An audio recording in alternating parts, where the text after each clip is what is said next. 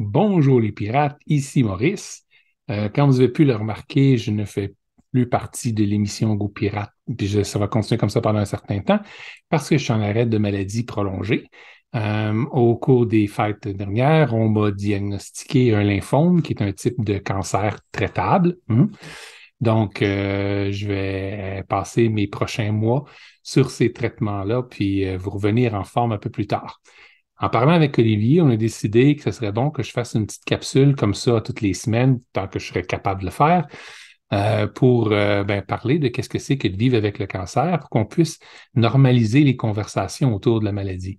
Parce que ça affecte énormément de gens. Puis si on n'a pas été affecté directement, on ne sait jamais trop quoi faire avec ça. Je suis un des excellents exemples de ça.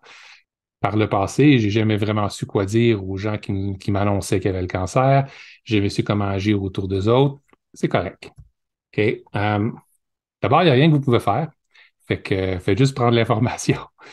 Euh, donc, vivre avec ça, c'est pas nécessairement évident, surtout que c'est encore dans les débuts. C'est-à-dire qu'il y a encore beaucoup de résultats de mes tests qui ne sont pas rentrés.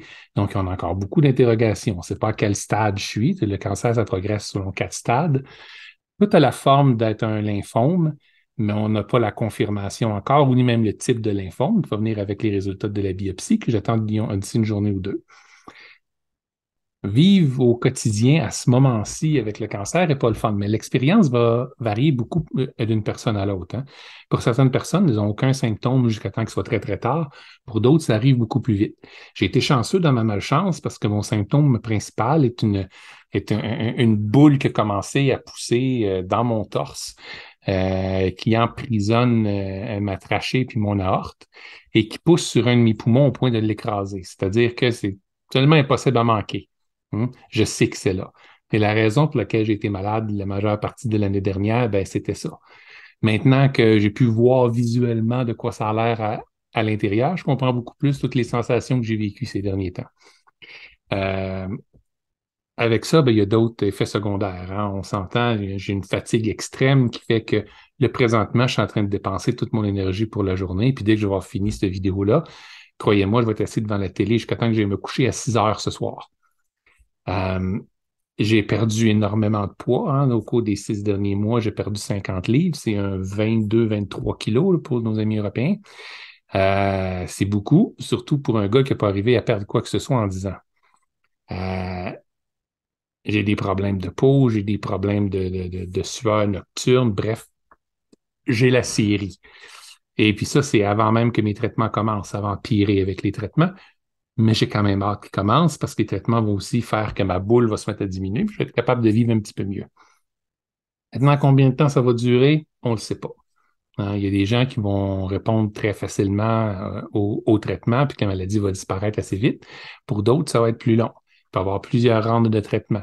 Ça se peut que ça disparaisse puis ça revienne plus tard. Donc, c'est quelque chose avec lequel il faut apprendre à vivre. Ça fait pas très longtemps que j'ai été diagnostiqué, donc je suis encore en train de digérer tout ça. Il y a encore beaucoup d'inconnus, comme je l'ai dit tantôt, ce qui n'est pas particulièrement plaisant. C'est dans une situation, avec le genre de personne que je suis quelqu'un qui agit. Donc, j'ai besoin de savoir qu'est-ce qui se passe, puis d'avoir un plan d'action, puis de le mettre en œuvre. Présentement, on est encore en train de voir ce qui se passe.